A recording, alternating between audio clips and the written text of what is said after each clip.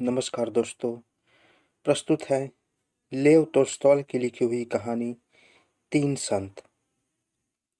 रूस के Orthodox church के आर्च बिशप को यह पता चला कि उसके नियमित प्रवचन में भाग लेने वाले बहुत से लोग एक झील के पास जाने लगे हैं। उस झील के बीच में छोटा सा एक टापू था, जहाँ एक पेड़ के नीचे तीन बूढ़े रहते थे। गांव वालों का यह कहना था कि वे तीनों संत हैं। आर्च बिशप को यह बात बहुत नागवार गुजरी, क्योंकि ईसाई धर्म में संत केवल उन्हें ही माना जाता है जिन्हें वेटिकन द्वारा विक्षिप्त संत घोषित किया जाता हो। आर्च बिशप क्रोधित हो गया। वे तीनों संत कैसे हो सकते हैं? मैंने सालों से किसी को भी संतत्व की पदवी के लिए अनुशासित नहीं किया। अब वे कौन है और कहाँ से आए हैं?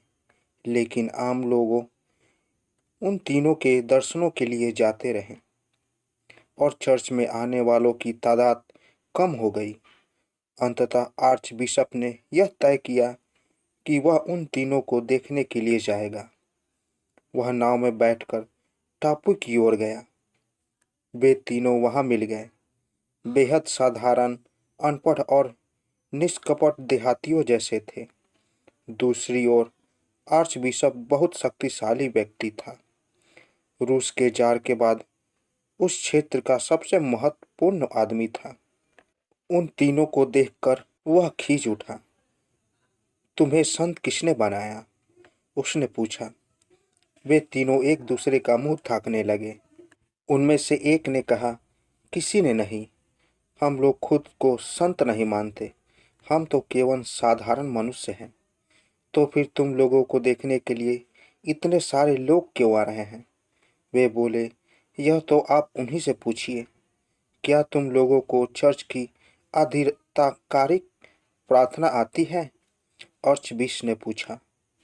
नहीं, हम तो अनपढ़ हैं और वह प्रार्थना बहुत लंबी है, हम उसे याद नहीं कर सकें। तो फिर तुम लोग कौन सी प्रार्थना पढ़ते हो? उन तीनों ने एक दूसरे की ओर देखा। तुम बता दो, एक ने कहा। तुम ही बता दो ना, वे आपस में कहते रहे। आर्चबिशप यह सब देख सुनकर अपना आपा खो बैठा।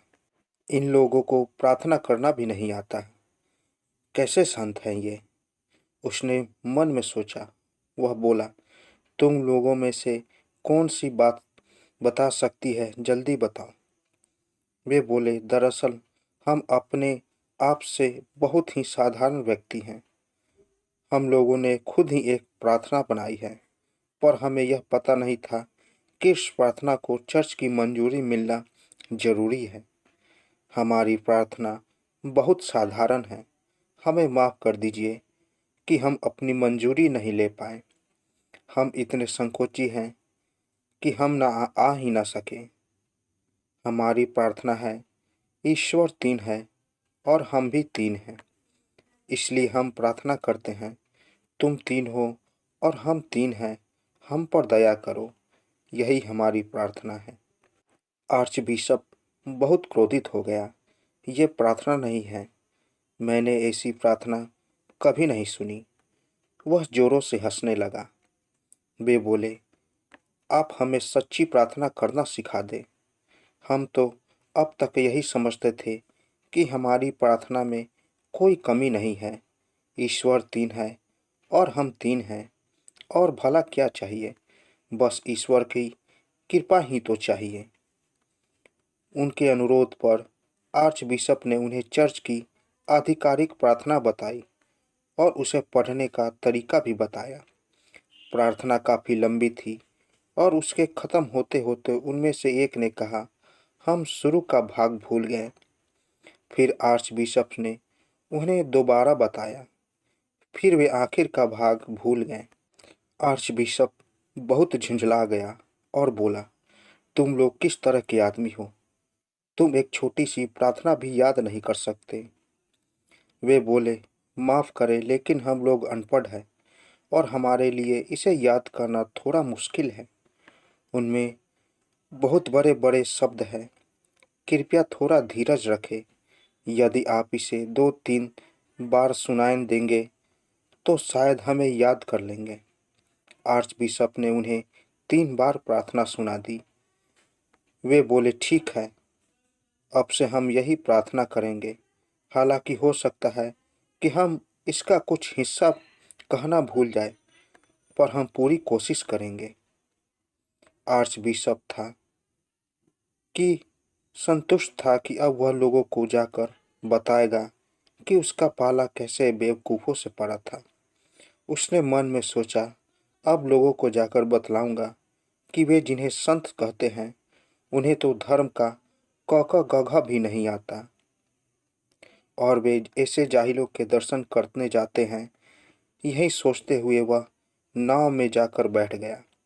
नाव चलने लगी और वह अभी झील के रास्ते पर ही था कि उसे पीछे से उन तीनों की पुकार सुनाई दी। उसने मुड़कर देखा, वे तीनों पानी पर भागते हुए नाव की तरफ आ रहे थे। उसने अपनी आंखों पर यकीन नहीं हुआ।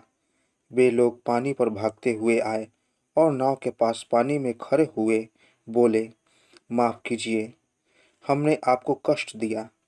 कृपया चर्च की प्रार्थना एक बार और दोहरा दें, हम सब कुछ भूल गए हैं। आर्चबिशप ने कहा, तुम लोग अपनी प्रार्थना ही पढ़ो। मैंने तुम्हें जो कुछ भी बताया उस पर ध्यान मत दो। मुझे माफ़ कर दो, मैं बहुत दम्भी हूँ। मैं तुम्हारी सरलता और पवित्रता को छू भी नहीं सकता।